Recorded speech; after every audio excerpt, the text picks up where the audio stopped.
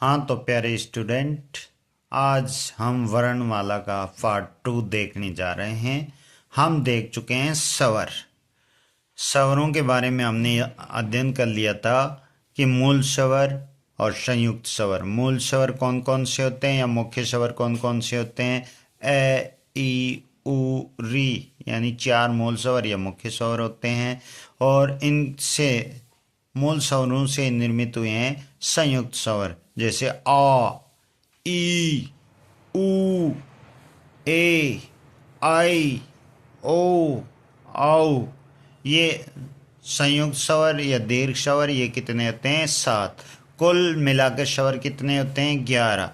इसके अलावा हमने अंग और अयोगवा वर्ण भी देख लिए थे। ये कितने होते हैं? 2 अयोगवा। ऐसे कुल मिलाकर हमने स्वरों का अध्ययन कर लिया था। आज उससे आगे हम इसी का अगला एपिसोड दमदार वीडियो व्यंजन के बारे में पढ़ेंगे। व्यंजन यानी ये स्वरों की सहायता से बोले जाते हैं। स्वर क्या होते हैं? स्वर स्वतंत्र होते हैं और व्यंजन स्वरों की सहायता से बोले जाते हैं। जैसे कैवरग, चैवरग, टैवरग, पैवरग, तैवरग, पैवरग, यानी ये सभी 5 हैं, तो ये वर्गीय व्यंजन कहलाते हैं। वर्ग जैसे 5 इधर 5 इधर, यानी कै, खे, गे, घे। अंग, अंग कैसे लिखेंगे? देखिए साइड में भी टिमकी लगती है। चे, छे, जे, झे, अय, टे, ठे, डे, ढे, ण, ते, थे, दे, धे, ने, पे, फे, बे, भे, मैं। यानी ये पांचों वर्गीय व्यंजन कहलाते हैं। वर्गीय यानी इनकी आकृति भी एक वर्ग की तरह बनती है। कैवरग, चैवरग, टैवरग, तैवरग, पैवरग। इस तरह ये वर्गीय व्यंजन कहलाते हैं।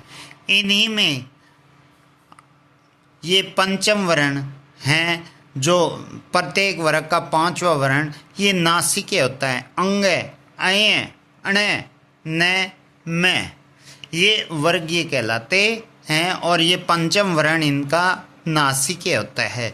वर्गीय व्यंजन इसी में टे वर्ग का डे और ढे ये उच्छिप्त या द्विगण व्यंजन कहलाता है।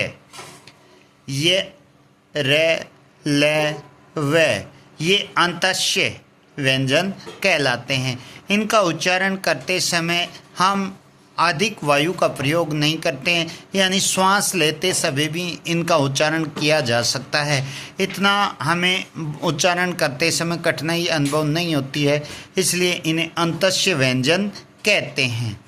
आगे आते हैं श, से, है, ये ऊष्म व्यंजन कहलाते हैं, यानी इनका उच्चारण करते समय हमारे मुख से वायु गर्म बाहर निकलती है। अगर हम मुख के आगे हाथ करेंगे तो ऐसा अनुभव होगा कि गर्म वायु मुख से बाहर निकल रही है, इसलिए हमें इसे ऊष्म व्यंजन कहते हैं।